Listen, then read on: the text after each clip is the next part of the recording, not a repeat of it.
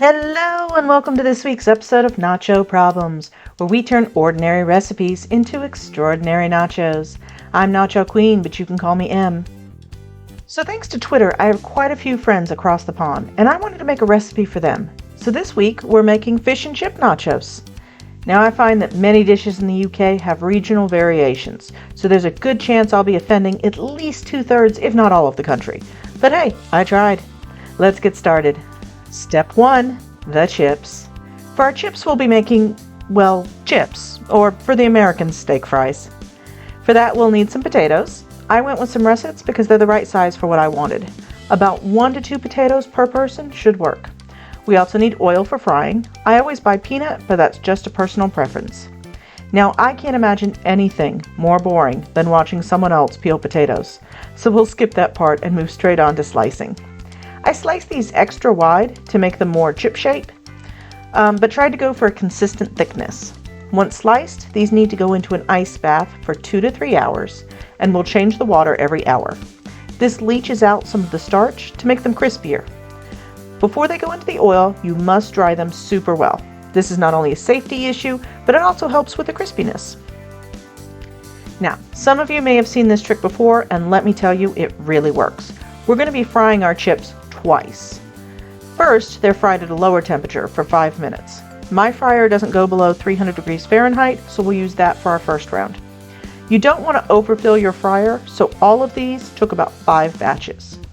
Once each batch was done, I turned them out onto a paper towel lined baking sheet and then placed them in the fridge to cool while we finished the rest.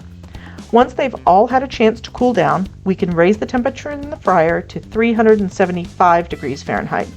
Then we're going to fry them again for another 4 to 5 minutes or until they're golden and crispy. And there we have it. Those are some nice looking chips. Now we're going to place these in a warm oven while we move on to step 2, the cheese. For our cheese, we're making homemade mayonnaise with dill and malt vinegar. For the basic mayo, we need 1 tablespoon Dijon mustard, 1 teaspoon lemon juice, 1 cup of oil, I'm using canola, 1 tablespoon white wine vinegar. In hindsight, I should have used the malt vinegar here as well. 1/4 teaspoon of salt and 1 egg at room temperature. Now, mayo isn't cooked, so you should really use a pasteurized egg, but I couldn't find them in any store with a 20-mile radius. I saw some tips online on how to pasteurize eggs at home, but I also found an article stating that those methods are not precise enough to be effective. So I'm just using a plain egg because, I like to live dangerously.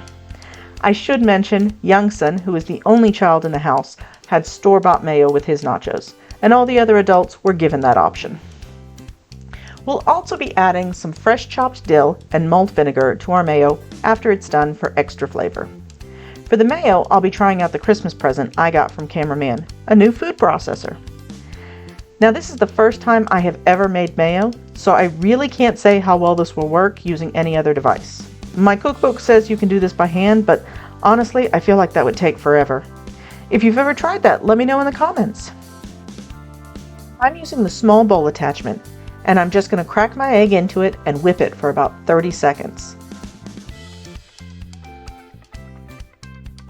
Then I'll add in the mustard, the vinegar, and the salt, and whip it for another 30 seconds.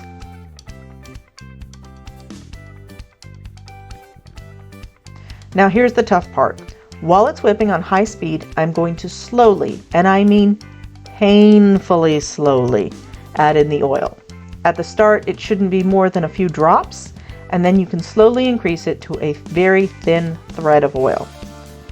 Like this.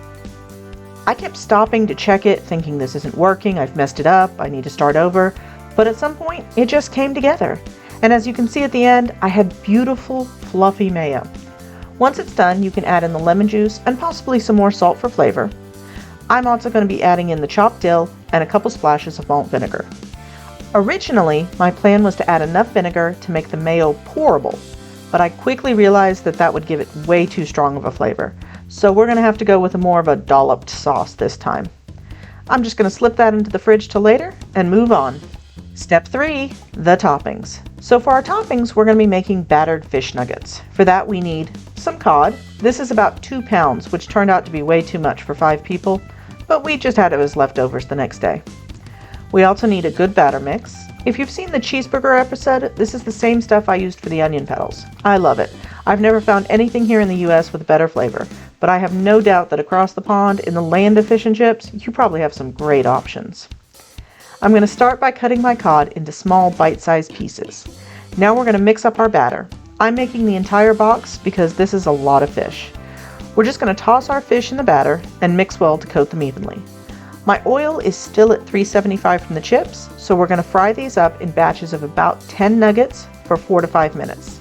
Then just dry them on some paper towels, and now it's time for step 4. Let's eat! I'm going to start by picking out my chips. This plate is for me, so I'm going with extra chips. Next, some nice fish nuggets.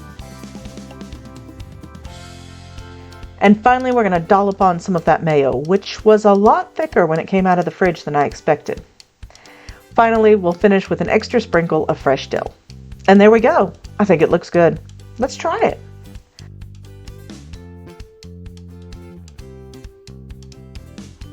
Oh my God, love the crunch on the fish. And the chips were crispy on the outside, but tender on the inside. And you know, even though it didn't turn out quite how I imagined, I really like the mayo. It didn't taste like my normal store brand, but it was good. The guys weren't really fans of it, but that's fine.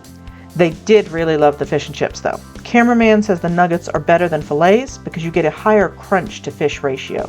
And Jimmy Buffett wanted to know if we could have fries like this more often. I had to point out it's a several-hour process.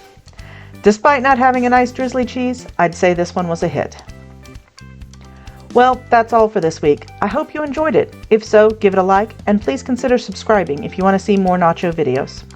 If you have an idea for a future video, you can leave a comment below, or better yet, tag me on Twitter. I'm at NachoProblemsYT.